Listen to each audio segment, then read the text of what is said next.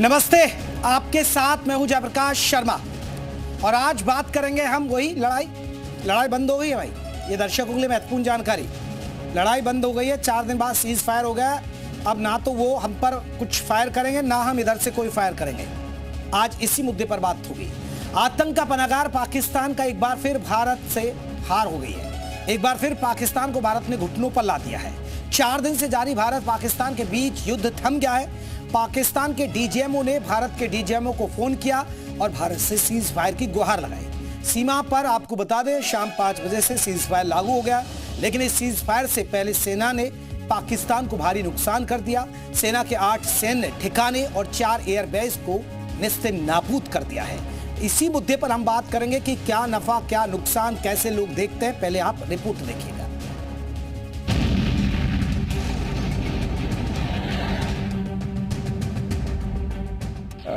It was agreed between them that both sides would stop all firing and military action on land and in the air and sea.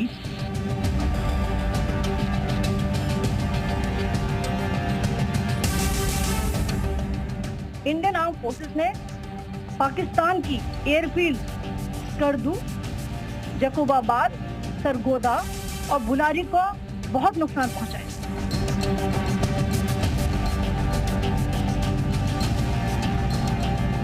As we have seen, Pakistan has suffered very heavy and unsustainable losses after it has given us an unprovoked attack on our installations.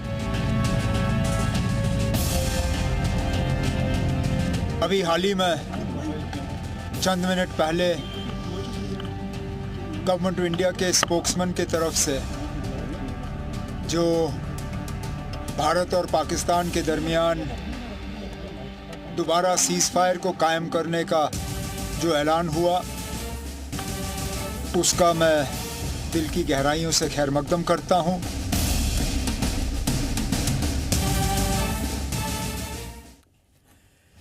तो चलिए आज हम इसी पर बात करेंगे, जो पाकिस्तान का सरेंडर है और क्या कुछ कहना है, इस पर हम बात करेंगे। हमारे साथ अनामिका अंबर रहेंगी, कवित्री है, आपको बता दें कविता तिवारी रहेंगी, कवित्री है, एकता भारती रहेंगी, कवित्री है, शत्रुपा पांडे रहेंगे, कवित्री है, वंदना गुप्ता जी भी रहेंगे हमारे साथ, कवित्री है, NS रावत रक्षा विशेषज्ञ रहेंगे, विभूति मंडल स्क्वाड्रन लीडर रहेंगे।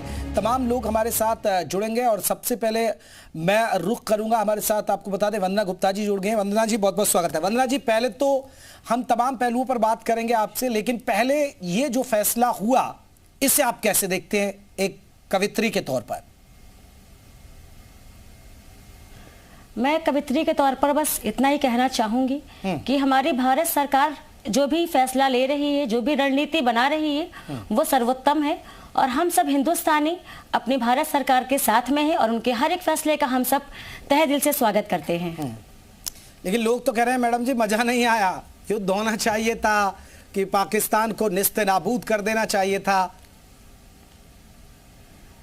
लोगों का क्या है सर, लोगों का काम है कुछ तो कहना, लेकिन उन्हें नहीं पता कि वास्तविकता क्या है और कितनी बड़ी जिम्मेदारी होती है हमारी सरकार के ऊपर कि उन्हें पाकिस्तान को जवाब देने के साथ साथ हमारी सुरक्षा का भी पूरा ध्यान रखना होता है। तो लोगों की बातों में न पड़ करके सरकार का जो अपना मोटिव है, जो उसका लक्ष्य है, उसे उस पर फोकस करना चाहिए। तो हमें लगता है कि सरकार, हमारी भारतीय सेना, हमारे जो अफसर हैं, वो हमसे ज्यादा बेहतर जानते हैं कि उन्हें किस तरीके की कार्यवाही जो है वो करनी है। चलिए वंदना जी, क्योंकि देखिए भारत ने मुंह तोड़ जवाब दिया, उनके कई एयरबेस ठिकानों को आज निस्तेनाबूद कर दिया। सुबह तो बहुत ही भयंकर उनका नुकसान पहुंचा है। तो अब मौका है सेना के इस हौसला अफजाई के लिए, क्योंकि सेना डटकर लड़ती रही। अब ये तो सरकारों का फैसला है, लेकिन सेना के लिए कुछ चंद लाइनें आपने तैयार जरूर करी होंगी एक कवि के तौर पर, तो सुना दीजिए लोगों का, कम से कम सेना को हम सैल्यूट कर सके इस हौसले के लिए। बिल्कुल। सबसे पहले तो जी न्यूज़ के सभी दर्शकों को जय हिंद, वंदे मातरम, भारत माता की जय। और जैसा कि मैं कवित्री हूँ, मैं अपने धर्म का निर्वहन करते हुए मैं कुछ पंक्तियां अपने देश के सैनिकों के सम्मान में पढ़ना चाहती हूँ। पंक्तियां सुनिएगा। हमें माँ भारती का पूर्ण हर अरमान करना है, हमें माँ भारती का पूर्ण हर अरमान करना है, मनुष्यता धर्म है सबसे बड़ा ये ध्यान रखना है, जिन्होंने देश के खातिर समर्पित कर दिया जीवन, जिन्होंने देश के खातिर समर्पित कर दिया जीवन, हमें ऐसे शहीदों का सदा सम्मान करना है। बहुत बढ़िया, बहुत बढ़िया। हमें ऐसे शहीदों का सदा सम्मान करना है। बहुत आभार जी। बिल्कुल, देखिए एक बड़ी बात है, क्योंकि हमने आपको बता दें ये 4 दिन की जो जंग थी इसमें हमारे कुछ जवान भी शहीद हुए, कुछ लोगों को भी नुकसान हुआ है, और वंदना जी ने कहीं ना कहीं उनको इसी कविता के जरिए सैल्यूट किया है। वंदना जी कुछ और? बिल्कुल बिल्कुल, मैं अपनी कविता के माध्यम से हिंदुस्तान की जो शक्तिपीठ है, जो नारियां हैं, जो नारी शक्तियां हैं, मैं उनको भी प्रणाम निवेदित करना चाहती हूँ। जैसा कि हम सभी देख रहे हैं आजकल कि जो कर्नल सोफिया कुरैशी जी हैं, हमारी विंग कमांडर व्योमिका सिंह जी हैं, उन्होंने पूरे इस मोर्चे को एक नया रंग, नया ढंग दिया है। तो मैं उनके सम्मान में, नारी शक्ति के सम्मान में कुछ पंक्तियां निवेदित करना चाहती हूँ। मैं अपनी पंक्तियों के माध्यम से प्रणाम पहुंचाना चाहती हूँ हिंदुस्तान के हर एक नारी को। तो पंक्तियां निवेदित है, सुनिएगा। दुनिया में नारी भारत की शक्तिपीठ कहलाती है, दुनिया में भारत की नारी शक्तिपीठ कहलाती है।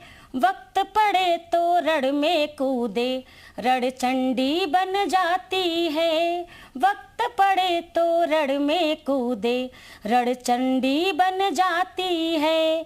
हिंदुस्तान की हर नारी के अलग अलग है रूप यहाँ, हिंदुस्तान की हर नारी के अलग अलग है रूप यहाँ। कुछ युद्ध भूमि, कुछ संसद में, कुछ वायुयान उड़ाती है। कुछ युद्ध भूमि, कुछ संसद में, कुछ वायुयान उड़ाती है। तो मुझे अपने भारत देश की नारियों पर बहुत ही गर्व है कि जब मौका पड़ता है युद्ध के मैदान में आने का, तो वो अपने पल्लों को परचम बना लेती हैं, और कैसे अपनी युद्ध नीति से, अपनी रणनीति से वो हमारे देश की जो बागडोर है उसको संभालती हैं। चलिए देखिए, और भी खास मेहमान जुड़ गए हैं। रूपा पांडे जी भी जुड़ गए हमारे साथ, कवित्री हैं, और कविता तिवारी जी भी जुड़ गए। आप सभी का बहुत बहुत स्वागत है। लेकिन रक्षा विशेषज्ञ हमारे साथ NS रावत साहब भी जुड़ गए। रावत साहब, आपका भी बहुत बहुत स्वागत है। रावत साहब, अब थोड़ा सा क्योंकि कविताएं भी होंगी, ये 4 दिन की जंग है, कुछ जवानों को शहीद हुए, लेकिन ये जंग अब खत्म हो गई, क्योंकि अब युद्ध विराम की बात ऐलान हो गई है। इस पर हम बात करेंगे, क्योंकि ये जानना बहुत जरूरी है इसके नफा और नुकसान कैसे देखते हैं। हालांकि देखिए, लोगों के अगर सेंटीमेंट्स की बात करें तो बहुत सारे लोगों से मैंने फेसबुक के जरिए, सोशल मीडिया के जरिए, या बहुत सारे लोगों को समझने की कोशिश की, तो लोग चाहते थे ये जंग होनी चाहिए, पाकिस्तान को नेस्तनाबूद कर देना चाहिए। लेकिन क्या यह संभव है? और इतना है, लेकिन पाकिस्तान क्या झुका है? क्योंकि पाकिस्तान को झुकना इसलिए भी पड़ा क्योंकि भारतीय सेना ने बहुत नुकसान पहुंचाया है उनके जो बहुत सारे एयरबेस को तबाह करके। रावत साहब, पहले प्रतिक्रिया आपकी, कैसे देखते हैं? क्या आप भी कहेंगे जैसे आम लोग कहते हैं कि नहीं, मजा नहीं आया, ये तो मैच टाई हो गया, तरह तरह की बातें आ रही हैं, कोई कह रहा है इनसे नहीं हो पाएगा, इससे आप कैसे देखते हैं रावत साहब इस फैसले को? पहले जी, वो लोगों की व्यक्तिगत भावनाएं हैं जो युद्ध के बारे में एक सीमित जानकारी रखते हैं, उसके बेसिस पे वो उस बात को कहते हैं। जैसे हमने पहले भी बात कर रहे थे, युद्ध कोई ऐसी चीज़ नहीं है जिसको आप या हम चाहें तो उस तरीके से हो। बहुत सारे एलिमेंट्स हैं उसमें अफेक्ट डालते हैं। हमने जो पाकिस्तान ने हमारे यहाँ पे पहलगाम में जो आतंकी हमला किया था, उसके विरोध में या उसके बदले में हमने उनके आतंकी कैंपों को नष्ट किया। और पाकिस्तान आर्मी जो वहाँ पे एक तरह से शासक है, उन्होंने अपनी इज्जत बचाने के लिए हमारे देश के जो सैनिक ठिकाने हैं उन पे आक्रमण किया। फिर उसके जवाब में हमने उनके ठिकानों को नेस्तनाबूद किया। उनके, जैसे आप सब जानते हैं, एयर डिफेंस के इक्विपमेंट, उनकी रनवे, उनके एयरफील्ड्स, उनके वेपन स्टोरेज, अलग अलग जगह पे हमने उनको टारगेट किया और उनकी तरफ से जो भी अटैक आया उसको न्यूट्रलाइज किया।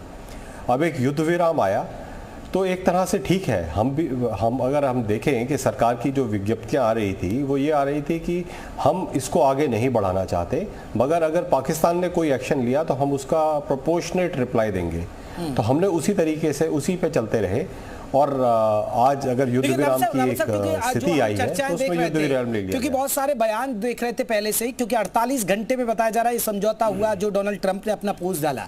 लेकिन रावत साहब, एक बहुत महत्वपूर्ण चीज ये देखने को मिल रही है, क्या जो IMF से पैसा मिला, क्योंकि हर मुल्क चाहता है क्योंकि वो पैसा देश के विकास में लगे, क्योंकि बहुत दिन से IMF से वो लोन की मांग कर रहा था पाकिस्तान, बहुत दिन से।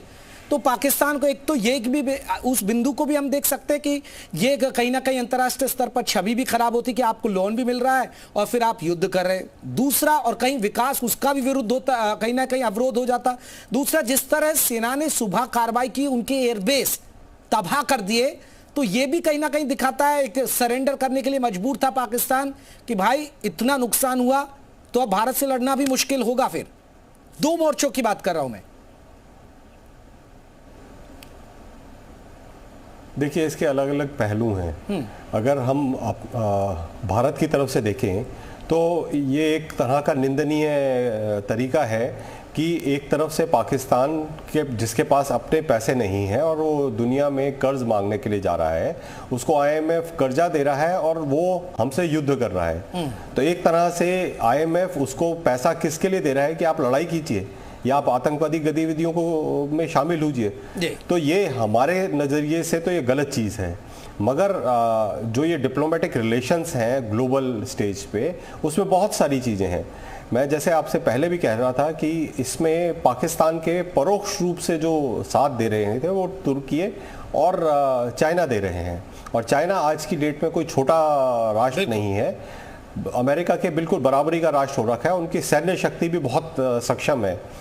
तो कहीं ना कहीं डिप्लोमेटिक लेवल पे, मिलिट्री लेवल पे जो सही चीज समझी गई जिसमें हम डिसएंगेज भी कर सकें। बिल्कुल रावत जी, और ये भी एक बहुत पहलू है। चीन तो चाहता कि भारत, क्योंकि जिस तेजी से तरक्की कर रहा था उस तेजी से कहीं ना कहीं तरक्की कर रहा था, तो कहीं ना कहीं युद्ध में उलझा रहता तो वो उससे आगे निकल जाता। ये बहुत सारी चीज़ है और हम बात करेंगे। आपको बता दें हमारे साथ शत्रुपा पांडे जी भी जुड़ गई हैं, कवित्री हैं हमारे साथ, और भी खास बन गए, और हमारे साथ विभूति मंगल भी जुड़ गई हैं जो आपको बता दें स्क्वाड्रन लीडर हैं। आपका भी बहुत बहुत स्वागत है मैम। सबसे पहले जल्दी से रूपा जी एक कविता हो जाए आपके जरिए, फिर मैं कुछ और बिंदुओं पर भी बात करूंगा क्योंकि बाकी मेहमान भी हैं, क्योंकि एक ऐसा मौका है क्योंकि हमने हार नहीं मानी है, पाकिस्तान को हमने झुकाया है। और सबसे बड़ी बात है, इस ऑपरेशन का नाम था सिंदूर, और जिसमें महिलाओं की झलक दिखाई दी, महिलाओं की ताकत दिखाई दी। रूपा जी। हाँ जी, बिल्कुल बिल्कुल जेपी, मैं आपकी बात से बात जोड़ते हुए, देखिए अब शांति की घोषणा हुई है और सीज फायर का ऐलान हुआ है और वो सुखद है। लेकिन एक बात कहना चाहूंगी, हमारी तीनों सेनाओं ने पाकिस्तान को धूल चटा दी, उसको विश्व में जाकर गिड़गिड़ाने के लिए मजबूर किया। मैं अपनी सेना को सैल्यूट करती हूँ, अपने एक एक सैनिक को प्रणाम करती हूँ, शहीदों को श्रद्धांजलि अर्पित करती हूँ। और मैं अपनी बात रखना चाहूंगी, अभी आपने सिंदूर की बात की, ये जज्बा कैसे हुआ? हमने पहलगाम हमले को सहा, माओं के साथ, बेटियों के साथ जो भी हुआ वो सब सहा। उसके बाद हमारी सेना ने कमर कसी। वो 4 पंक्तियां मैं जरूर बोलूंगी, मैंने सुबह लिखी, लेकिन इस वक्त मैं जरूर कहूंगी वो बात। पहलगाम की घटना पर भारत का खून उबलता है, पहलगाम की घटना पर भारत का खून उबलता है। भारत माता के सिंदूर पे नाम मिशन का रखता है, भारत माता के सिंदूर पे नाम मिशन का रखता है। पीओके में जाकर आतंकी शिविरों को राख किया, पीओके में जाकर आतंकी शिविरों को राख किया। उनके ड्रोन मिसाइल को मच्छर की तरह मसलता है, तब ये संभव हुआ है। वो जो तांडव चल रहा था, कलमा पढ़ने की बात कही गई थी, शिव तांडव जो दिखाया गया, उसके लिए एक एक भारतीय अपनी भारतीय सेना के लिए ऋणी है, प्रतिबद्ध है। और मैं ये बात कहना चाहूंगी, भारत तो सदैव शांति का पक्षधर है। तब वो पंक्तियां निकल कर आती हैं जी, भारत की परिपाटी शांति है, विश्व बंधु का नारा है। बहुत बढ़िया। भारत की परिपाटी शांति है, विश्व बंधु का नारा है। जिसको उर से लगा लिया उसका हर दर्द हमारा है, जिसको उर से लगा लिया उसका हर दर्द हमारा है। लेकिन जो दहशतगर्दी बर्बरता का संचालक है, लेकिन जो दहशतगर्दी बर्बरता का संचालक है, ऐसे आतंकी को हमने घर में घुसकर मारा है, ऐसे आतंकी को हमने बहुत बढ़िया, बहुत शत्रुघ्न पांडे जी, हम लौटेंगे तो आपके पास फिर भी और दोबारा लूटेंगे। और सबसे बड़ी बात है क्योंकि ऑपरेशन सिंदूर था इसलिए तमाम महिलाएं भी हैं और सब कभी भी हैं हमारे साथ, और स्क्वाड्रन लीडर विभूति मंगल भी हैं। मैं लौट रहा हूं सबके पास एक बार जल्दी से। मैं कविता तिवारी जी, एक कविता आपके जरिए भी जो ये पूरा घटनाक्रम देखा ऑपरेशन सिंदूर, और सबसे बड़ी बात जो खास चर्चा की बात रही कि ये ऑपरेशन सिंदूर नाम दिया, उसके अलावा देखने को मिला कर्नल सोफिया कुरैशी की चर्चा हुई और विंग कमांडर व्योमिका सिंह की चर्चा हुई। ये कहीं ना कहीं अपने आप में सोशल मीडिया पर बहुत ज्यादा वायरल हुआ। लगा कि भारत में वाकई में महिला शक्ति मजबूत स्थिति में खड़ी है। देखिए, ये भारत शक्ति की उपासना का देश रहा है और चूंकि भारत ने बड़े ही प्रतीकात्मक उत्तर दिया है। भारत की महिलाओं से कहा गया था उनके पति को मार के कि जाइए और मोदी जी से कह देना, और अच्छा ये लगा कि उसका उत्तर भी महिलाओं के द्वारा दिया गया। भवानी भद्रकाली हैं जिन्हें समझे थे तुम अबला, जिनको कहा था कि मोदी जी को बता देना। भवानी भद्रकाली हैं जिन्हें समझे थे तुम अबला, पड़ोसी खौफ में सोचे कि क्या होगा कदम अगला, है बजरंगी के बेटे जानकी की मान की खातिर, बहाकर खून दुश्मन का लिया सिंदूर का बदला, बहाकर खून दुश्मन का लिया सिंदूर का बदला। और मुझे ऐसा लगता है कि जब देश की दो बेटियां उत्तर देती हैं तो मुझे ऐसा लगता है कि वो देश की दो बेटियां कह रही हैं कि कभी सीता, कभी राधा, कभी चंडी भवानी है, लगाकर जान की बाजी कभी यम से भी ठानी है, खनक चूड़ी की सुनकर के हमें कमजोर मत समझो, हमारे जेवरों में आज भी झांसी की रानी है। तो ये झांसी की नारियां गूंजी थी और मैं ईश्वर से प्रार्थना करती हूँ कि पूरे विश्व में शांति की स्थापना हो, लेकिन क्रांति कहीं ना कहीं मन में। बिल्कुल, और देखिए हमारा मकसद यही है कि अभी जो तमाम दर्शक थे वो टीवी सेटों पर चिपके हुए थे, इस समय उनको खबरें मिल रही थी कि बम यहां से गिर गया, वहां मिसाइल आ गए।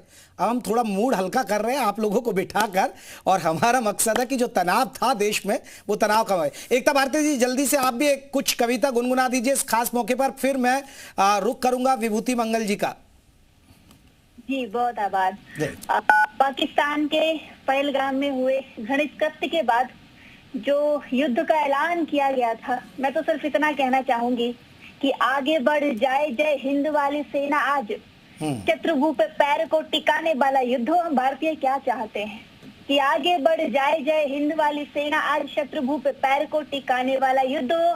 पाकिस्तानियों को कैसे घुटनों में लाया जाए, बातें इतिहास में दिखाने वाला युद्ध हो। बार बार मार खा के सुधर नहीं सका जो, अब उसे सबक सिखाने वाला युद्ध हो। अपना न मरे कोई, शत्रु कोई बचे नहीं, पाक की औकात को दिखाने वाला युद्ध हो। बहुत बढ़िया। पाक की औकात को दिखाने वाला युद्ध हो। जैसे कविता जी ने कहा कि हमारे देश की दो महिलाएं इस पूरे ऑपरेशन का प्रतिनिधित्व कर रही हैं, ऑपरेशन सिंदूर। महाकाली, महादुर्गा, चंडी के रूप में तब कहना चाहती हूँ कि इस बार बढ़ गई भारत की सेना, अब अंगद समान रखो पैर बढ़ जाएगी। सोया हुआ शेर आज जाग जो गया है, अब खतरे में पाक की ये जान पड़ जाएगी।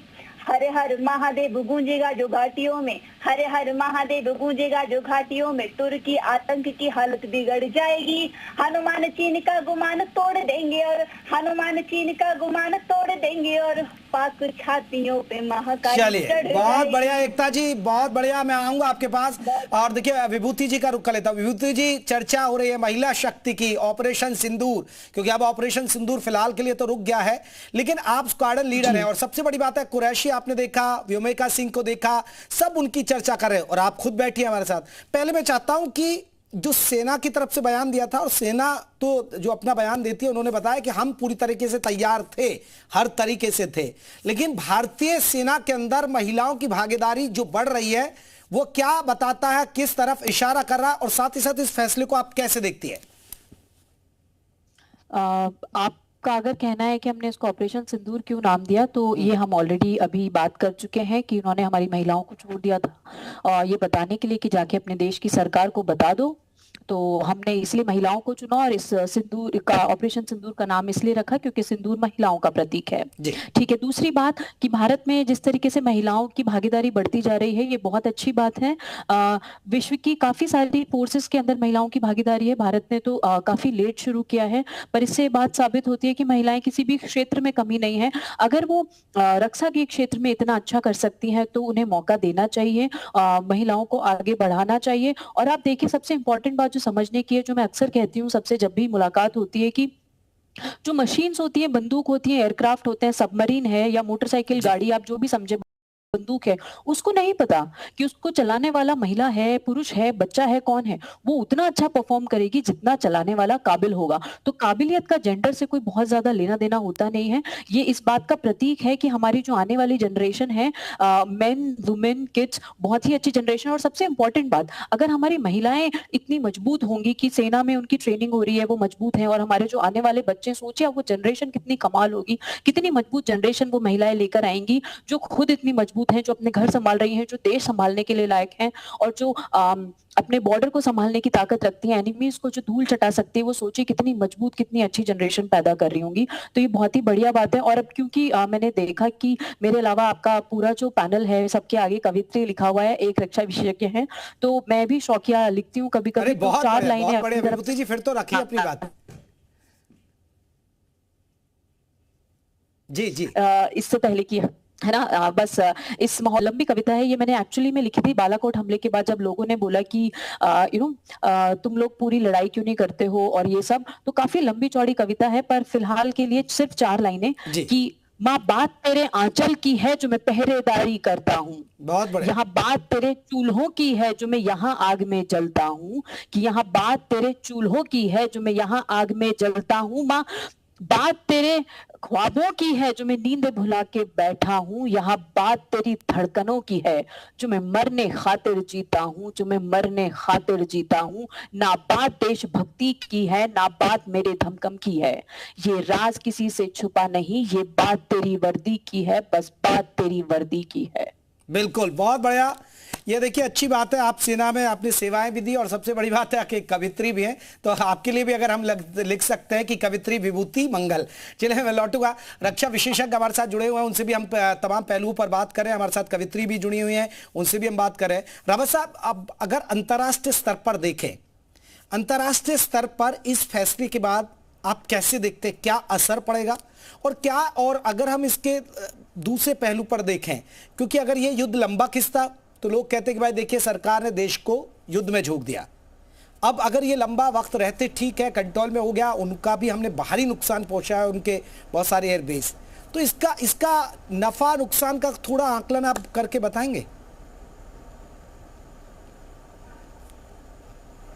जी, पिछले 2 दिन में अगर आप देखें, मैं शुरुआत यहाँ से करता हूँ कि पिछले 2 दिन में अगर आप देखें तो जो डेवलप्ड कंट्रीज़ हैं उन और चाइना भी, वो इस वॉर को क्लोजली वॉच कर रहे थे, क्योंकि इसमें जो हमने डिफेंस इक्विपमेंट यूज़ किया उसमें से कुछ एक डिफेंस इक्विपमेंट अभी तक वॉर टेस्टेड नहीं था, जैसे राफेल विमान हो गए और पाकिस्तान की तरफ से F-35 से।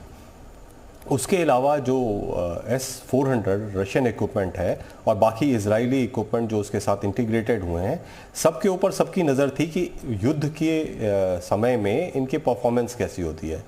तो काफ़ी सारे जो इसके प्रोड्यूसर्स हैं वो काफ़ी खुश हुए होंगे, मगर दूसरे नज़रिए से जो आप सवाल पूछ रहे थे उसमें देखिए, इस पीस को ब्रोकर करने में अमेरिका ने तो अपना रूप दिखा दिया, मगर जो मैं सुन रहा हूँ कि सऊदी अरेबिया के मंत्री भी यहाँ भारत में बैठे थे और उन्होंने भी इसमें एक अहम रोल निभाया। तो विश्व में लोग अब इस बात को समझ पा रहे हैं कि भारत अपना एक स्टैंड ले रहा है और धीरे धीरे अपनी पोजीशन क्रिएट कर रहा है। पहले अगर आप समझें इस्लामिक वर्ल्ड में जो इस्लामिक ऑर्गेनाइजेशन है ऑफ इस्लामिक कंट्रीज, उसमें तकरीबन 52 देश हैं। सऊदी अरेबिया उसको लीड करता है, तुर्की चाहता है उसमें डोमिनेट करना और पाकिस्तान उसको सपोर्ट कर रहा है। तो एक वो इस्लामिक वर्ल्ड की जो पोजीशन है वो बदल रही है। दूसरी तरफ से जो हम टैरिफ वॉर देख रहे हैं अमेरिका और चाइना के बीच में, यहाँ पे भी एक जियोपॉलिटिकल सिचुएशन क्रिएट हो रही है। तो एक युद्ध को अगर ज़्यादा खींचते, जैसे आपने भी कहा, तो भारत की प्रगति पे ये एक नुकसान दे सकता था। जो हम जिस प्रोग्रेस के तरफ जा रहे हैं, पाकिस्तान चाहता कि हमें एंगेज करके रखता, और पाकिस्तान को जो सपोर्ट कर रहे हैं चाइना या तुर्की, वो चाहते कि इंडिया एंगेज हो ताकि इंडिया को ज़्यादा हार्म हो। और इंडिया के साथ साथ अगर अमेरिका या यूरोपियन यूनियन से कोई देश सपोर्ट करने लगते हैं तो वो भी एंगेज हो। तो एक तरह से इसको लिमिट में ख़त्म करके हमने अच्छा किया। उसके अलावा जो बाकी पाकिस्तान के अंदरूनी हालात हैं, तो अभी ये जो युद्ध में जो उनको नुकसान हुआ है, तो जो उनकी सेना की छवि पहले से ही खराब थी वो तो अब धूलित हो गई है। और पाकिस्तान के जो कुछ इलाके हैं, कुछ राज्य हैं जहाँ पे अंदर से विरोध हो रहा है, वो तो चलेगा ही। तो पाकिस्तान की जो छवि है, मगर कुछ देश हैं जो पाकिस्तान को इस्तेमाल करके अपना एम अचीव करना चाहते हैं, वो अपना कार्य करते रहेंगे। बिल्कुल, भारत को एक अपना सोचना है कि अभी हमें आगे के लिए क्या तैयारियां करनी है। बिल्कुल, और मैं दूसरे बिंदु पर भी रावत साहब लौटूंगा, आपके साथ बात करूंगा। दूसरा बिंदु ये है कि भारत ने जो ऐलान किया उसका कितना असर पड़ेगा, कि अगर कोई आतंकी हमला होता है तो हम उसे युद्ध माना जाएगा, उस पर मैं बात करूंगा आगे। एकता भारती जी हमारे साथ जुड़ी हुई है। कवित्री एकता जी, फिर कुछ हो जाए क्योंकि खास मौका है। देखिए, अब अभी तो यही बात हो रही है कि हमने झुका दिया है पाकिस्तान को, नुकसान पहुंचा है, और ऑपरेशन सिंदूर हमने नाम दिया। और उसमें सबसे बड़ी बात है कि जो ऑपरेशन की जानकारी दे रही थी वो सेना की 2 महिलाएं आगे बढ़ के दे रही थी। जी, मैंने आज ही एक वीडियो क्लिप देखा जिसमें मोदी जी, माननीय यशस्वी प्रधानमंत्री जी हमारे स्टेटमेंट दे रहे थे कि ये हमसे कह रहे हैं कि हमारे पास न्यूक्लियर है, तो हमारे पास जो है वो हमारे पास के दिवाली पटाखे खेलने के लिए है। वहीं से मैं अपनी बात प्रारंभ करना चाहती हूँ और कहना चाहती हूँ उन्हीं की बात का समर्थन करते हुए कि तोड़ देंगे बाजियों को इस बार पाक-सुन। अगर कहीं से भी एक भी आतंकी कृत्य देखने को मिलता है तो उसे युद्ध समझा जाएगा। वहां से कि तोड़ देंगे बाजों को इस बार पाक-सुन, किसी के भी आगे हथियार नहीं डालेंगे। आर पार वाले मूड में है इस बार हम, आर पार वाले मूड में है इस बार हम, शांति की अर्जी बार बार नहीं डालेंगे। आर पार वाले मूड में है इस बार हम, शांति की अर्जी बार बार नहीं डालेंगे। कसली कमर इस बार अपने ही दम, संधि समझौते की पुकार नहीं डालेंगे। कसली कमर इस बार अपने ही दम, संधि समझौते की पुकार नहीं डालेंगे। रूस अमेरिका से जो हमने खरीदे उन, रूस अमेरिका से जो हमने खरीदे उन, जगुआर सुखोई का अचार नहीं डालेंगे। जगुआर सुखोई का अचार नहीं डालेंगे। अब आपके पास न्यूक्लियर है, हम भी न्यूक्लियर वाले हैं, तो ऐसे में मैं माननीय यशस्वी प्रधानमंत्री जी के तमाम तथ्यों का मैं पूर्ण समर्थन करती हूँ। और एक छंद और रखना चाहती हूँ यहाँ से कि हर व्यक्ति हमारा भारतीय देश प्रेमी है, तो वहां से मैं अपनी देशभक्ति के लिए एक छंद रखना चाहती हूँ। सुनेगा कि कुर्बानियों के हर एक पृष्ठ पे लिखा जो शब्द शब्द अमर कहानी बन जाता है। सीमाओं की रक्षा का सवाल हो तो सैनिकों का जज्बा जुनून आसमानी बन जाता है। और मृत्यु से मिला के आंखों आंखों में लिए अंगार, हर एक वीर बलिदानी बन जाता है। और चोटियों पे रक्त से विजय गाथा लिखी जब, हर जंग शौर्य की निशानी बन जाता है। मुफ्त लहू वाले बिल्कुल, चलिए ये एक बड़ी बात है। और देखिए भाई, मैं तो बार बार लोगों से कह रहा हूं कि अभी आप इतने दिन से टेंशन ही झेल रहे थे, तनाव झेल रहे थे, सरहद का जो तनाव था उसी तनाव को हम कम कर रहे हैं। हमारे साथ जो तमाम कवि हैं वो अपनी बात रख रही हैं। वंदना जी का एक बार फिर रुक कर लेता हूं। वंदना जी काफी देर से हमारा इंतजार कर रही हैं। वंदना जी हो जाइए शुरू मैम।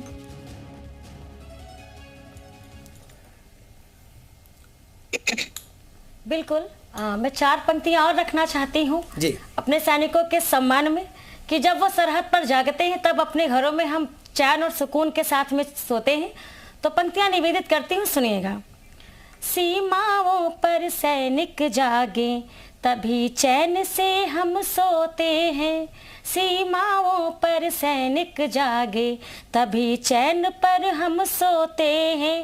वीर बहादुर पीड़ाओं का बोझ नहीं हरगिज ढोते हैं, वीर बहादुर पीड़ाओं का बोझ नहीं हरगिज ढोते हैं, रणनीति से रणभूमि में सदा सफलता मिलती है, रणनीति से रणभूमि में सदा सफलता मिलती है, अधिनायक जो सफल होता है काम तभी मुमकिन होते हैं, अधिनायक जो सफल होता है काम तभी मुमकिन होते हैं।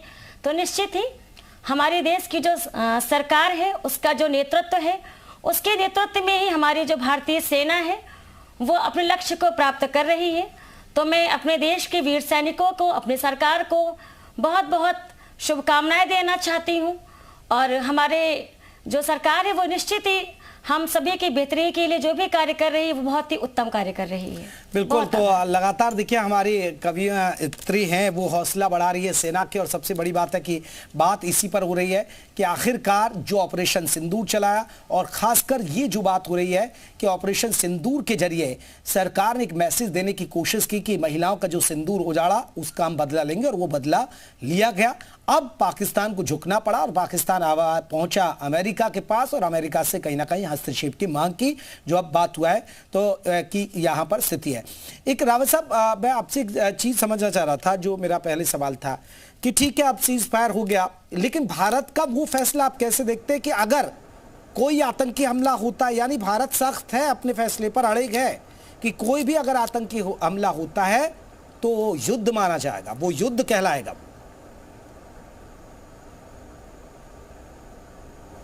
जी, ये जो भारत ने एक स्टेटमेंट दिया है वो पाकिस्तान के लिए नहीं है, वो उसके अलावा बाकी देशों के लिए भी है जो पाकिस्तान को सपोर्ट कर रहे हैं।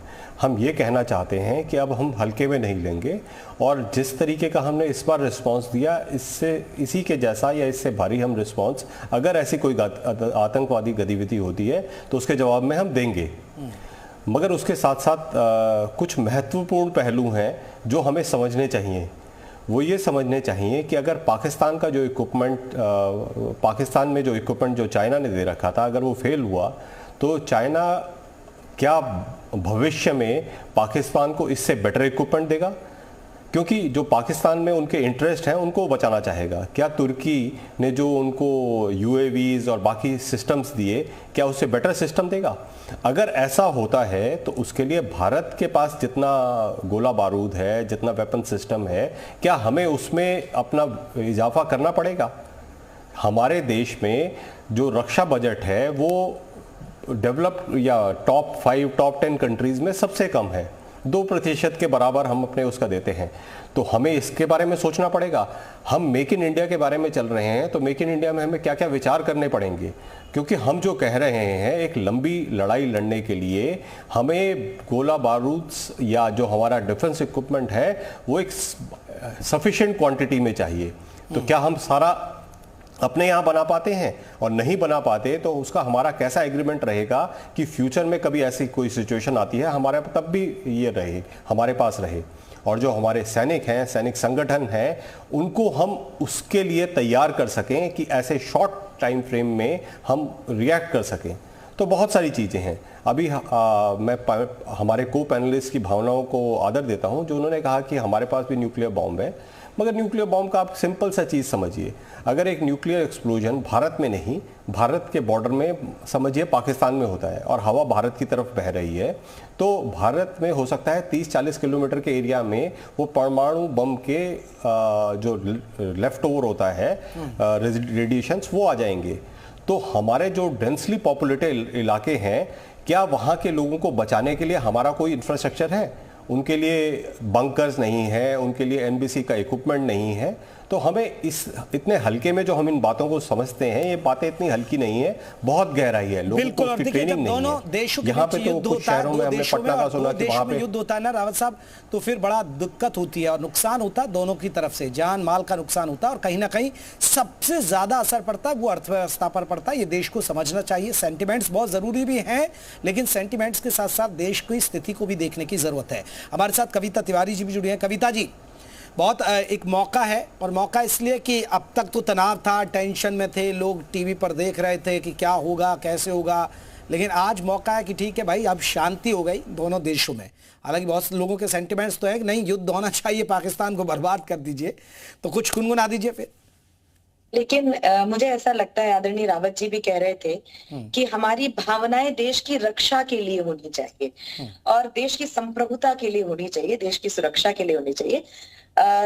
अंतरराष्ट्रीय कूटनीति, राजनीति जाने, राजनीतिक सरकार जाने, और आदरणीय रावत जी भी जानते ही हैं, हम भावना के लोग हैं। लेकिन मैं भी देश से अपील करना चाहती हूँ कि हम युद्ध के देश के हैं, तो ये भी याद रखें कि हम बुद्ध के देश के भी हैं। तो दोनों का जब तक संयोग नहीं होगा तब तक देश विकसित नहीं होगा। तो उस भावना का भी आदर कीजिएगा। मैं बस, ये समय ऐसा है जो भारतीय सेना के गौरव गान का है, उनका गौरव कम नहीं होना चाहिए। तो अभी जो कुछ हुआ है घटनाक्रम, उस पर 4 पंक्तियां सुने। देश धर्म की ध्वजा धार कर भारत माँ इठलाई है, देश धर्म की ध्वजा धार कर भारत माँ इठलाई है, अभी से घुटने टेक दिए क्या, वो जो पड़ोसी मुल्क, अभी से घुटने टेक दिए क्या, आगे और लड़ाई है, लंका तक को भस्म किया था, फिर तेरी औकात ही क्या, भारत ने सिंदूर की ताकत दुनिया को दिखलाई है, भारत ने सिंदूर की ताकत दुनिया को दिखलाई है। ये याद रखिएगा कि ये युद्ध विराम तो है, लेकिन आतंकवाद के प्रति 0 टॉलरेंस वाली भावना अभी भी है। इस बात को ध्यान रखिएगा। और हम देश की सेना के साथ हैं। मैंने पहले भी कहा है कि अगर माटी के पुतले देश में ईमान जिंदा है, अगर माटी के पुतले देह में ईमान जिंदा है, तभी इस देश की समृद्धि का अरमान जिंदा है। और ना भाषण से है उम्मीदें, ना वादों पर भरोसा है, शहीदों की बदौलत मेरा हिंदुस्तान जिंदा है। तो ये हिंदुस्तान सदैव जिंदाबाद रहेगा हमारे सपूतों के बल पर। बिल्कुल। तो देखिए, आप लोगों के लिए भी मेरी तरफ से तालियां, क्योंकि आप लोग ही तो हैं जो हौसला बढ़ाते हैं हमारे सैनिकों में और इस तरह की कविताएं तैयार करते हैं। मैं रूपा पांडे जी का रुख करता हूं। रूपा पांडे जी, आप भी गुनगुना दीजिए कुछ अगली चंद लाइनें। देखिए जेपी सर, कविता की बात से ही आगे बात बढ़ाऊंगी कि युद्ध और बुद्ध का ये देश है। बिल्कुल। आतंकवाद के विरुद्ध बात करना हम बंद नहीं करेंगे, आतंकवाद का विरोध करना बंद नहीं करेंगे, आतंकवाद के समूल नाश के लिए भारत प्रतिबद्ध है। ये सीज फायर सीमाओं पर हुआ है, हमने बंदूकें अपनी रोकी हैं, लेकिन आतंकवाद के विरुद्ध लड़ाई नहीं रुकी है। अभी दर्द हमारा कम नहीं हुआ है। और ये बंदूकें क्यों उठाई गई थी, 4 पंक्तियां मैं उस पर रखती हूं।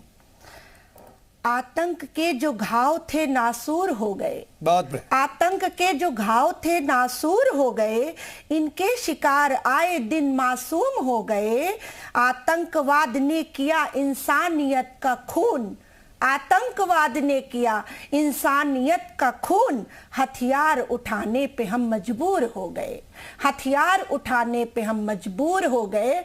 और हम मजबूर हुए हैं हथियार उठाने पर, लेकिन हमारा आतंक के विरोध जारी रहेगा।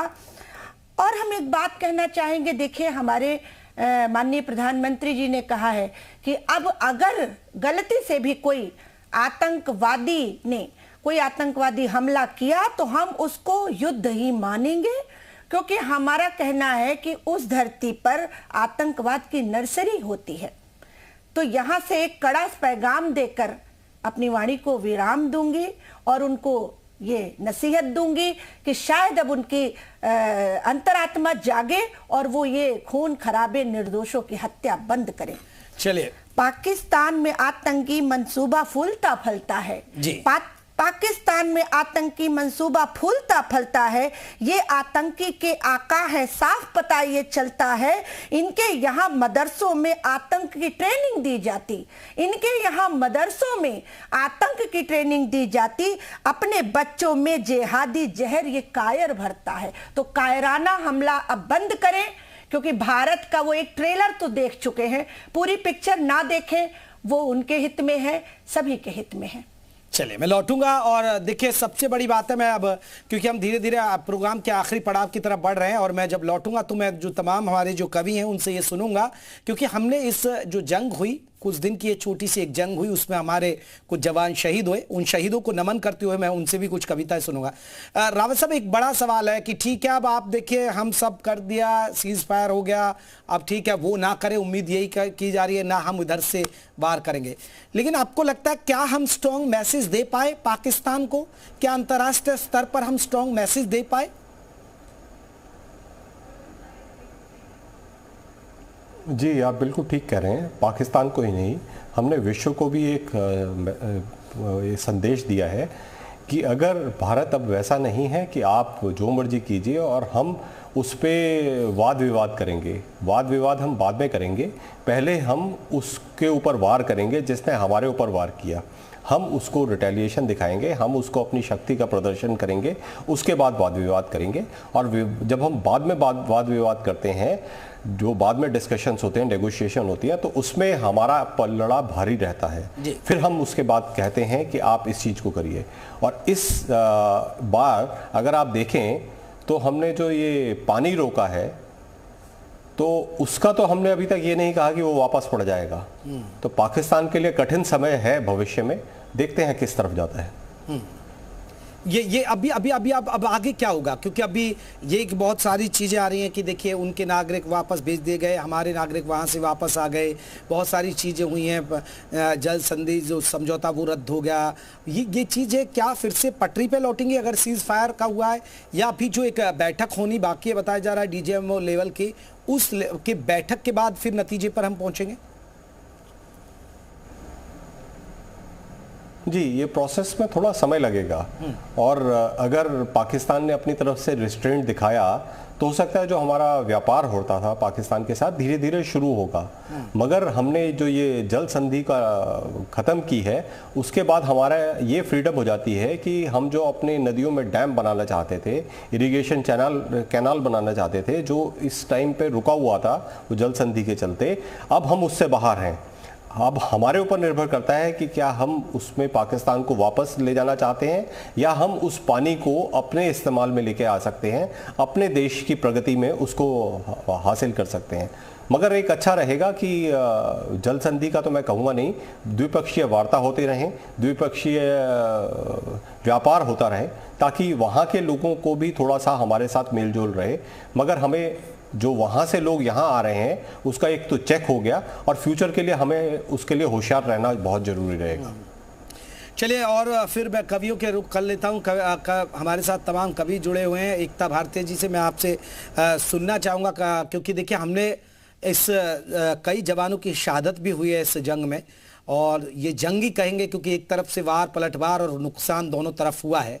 तो हम चाहते हैं कम से कम उनके परिवार वालों का हौसला हो, और कम से कम उनको हम नमन कर सके।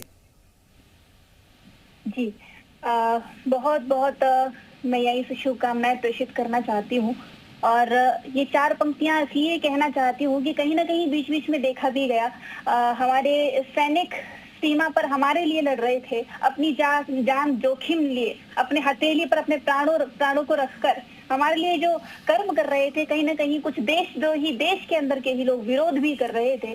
तो सर्वप्रथम उनके लिए चुनौती पूर्व ये चार पंक्तियां देना चाहती हूँ कि कौन है वो जिनके अंदर भारत का भरा जुनून नहीं। कुछ ऐसी पोस्ट भी विरोधास्पद देखने को मिली है हमें। कौन है वो जिन भारत का भरा जुनून नहीं, ये भारत की धरती है लंदन ढाका रंगून नहीं, ये भारत की धरती है लंदन ढाका रंगून नहीं। जय हिंद जय भारत कहने में जिसकी जुबान छल जाती है, तो समझो उसके अंदर हिंदुस्तानी खून नहीं। बहुत बढ़िया। तो ये समझो उनके अंदर हिंदुस्तानी खून नहीं। ये आसान नहीं होता देश पर अपने परिवार को छोड़कर देश की रक्षा करना, और ऐसे में तब और दुख महसूस होता है जब उन्हीं इतना त्याग करने वाले सैनिकों के लिए जब ऐसी ऐसी बातें कही जाती हैं। तो ऐसे में उनको बहुत बहुत नमन, बहुत प्रणाम, बहुत शुभकामनाएं, जो हमारे देश के लिए आज भी इतने टेम्परेचर में इतनी मुश्किलें सहन करते हुए सीमा पर खड़े रहते हैं और हमारे देश की सुरक्षा करते हैं, हमारे सीमाओं की सुरक्षा करते हैं। और वही हैं जिनके भरोसे, जिनके कारण हम यहाँ अपने घर में बैठ के होली दीपावली खुशी से मना पाते हैं। ये एक छंद विशेष रखना चाहती हूँ उनके लिए कि देश दुनिया के प्रतिभाव जिसका हो किसी, सुनेगा, देश दुनिया के प्रतिभाव जिसका हो किसी, दिल से समर्पण का मर्म देशभक्ति है।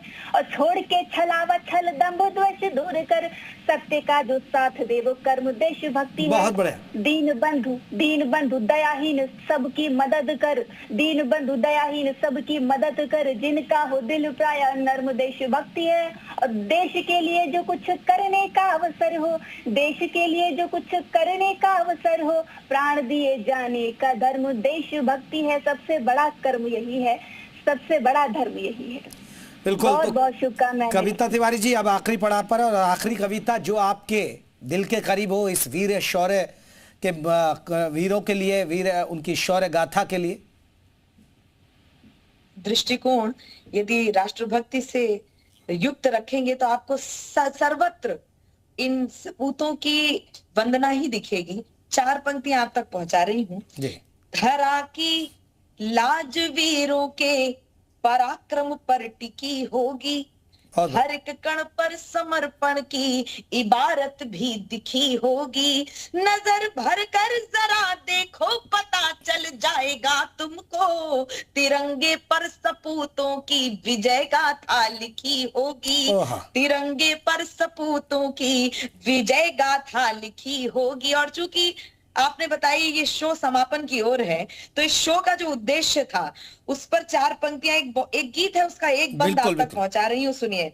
लाल चुनरिया शस्त्र हाथ में, लाल चुनरिया शस्त्र हाथ में, नई सदी का भारत है।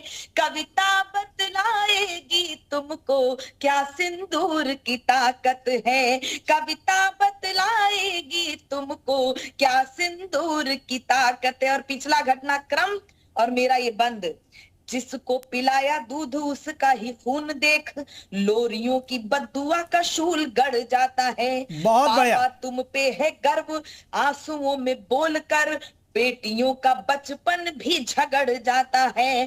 भाइयों को खोकर के राखियां भी मौत वाला फंदा बन शत्रु के गले में पड़ जाता है। हाथ मेहंदी रचाए अंतिम सलामी देके, सरहद पे कहीं सिंदूर लड़ जाता है, सरहद पे कहीं सिंदूर लड़ जाता है। जिसको तुम श्रृंगार समझते, जिसको तुम श्रृंगार समझते, जिसको तुम श्रृंगार समझते, दुश्मन की वो आफत है। कविता बतलाएगी तुमको क्या सिंदूर की ताकत है। और दुनिया ने सिंदूर की ताकत बताई है दुनिया को। भारत को बहुत बहुत शुभकामनाएं इस विजय की। चलिए, तो हमारे साथ अभी 2 आखिरी और कवि बच्चे हैं। वंदना जी, आप भी हो जाइए और सुना दीजिए, फिर रूपा पांडे जी का रुख करूंगा। बिल्कुल। मेरा कवि मन क्या कहता है, मेरा सैनिक मन क्या कहता है कि अगर मौका मिलेगा तो हम सब भी बॉर्डर पर जा करके, और बिल्कुल जैसे हमारे देश के सैनिक अपना योगदान दे रहे हैं, बिल्कुल हम सभी वैसे अपना योगदान दे सकते हैं। बिल्कुल मैं इसके लिए तैयार हूँ। मेरा सैनिक मन क्या कहता है, मैं पंक्तियां निवेदित करती हूँ, सुनिएगा। हमारी सरजमी को हम सितारों से सजा देंगे, हमारी सरजमी को हम सितारों से सजा देंगे। हिफाजत में वतन की जान की बाजी लगा देंगे, हिफाजत में वतन की जान की बाजी लगा देंगे। नजर से नफरतों की जो वतन की और देखेगा, नजर से नफरतों की जो वतन की और देखेगा, वही दुश्मन हमारा है उसे जड़ से मिटा देंगे। बहुत अच्छा वंदना जी, बहुत अच्छा, बहुत शुक्रिया। और सबसे बड़ी बात है आप सभी का भाई फ्रेम में लाइए जरा सभी को, और एक बार मैं, क्योंकि आप लोगों के लिए सभी को तालियां, क्योंकि आप कवियों को तालियां पसंद होती हैं, इसलिए मैंने आपको ताली के साथ आपका बहुत शुक्रिया अदा करना चाहता हूं। तो हमारी खास पेशकश आप देख रहे थे। आप सभी मेहमानों का बहुत बहुत शुक्रिया। नमस्कार।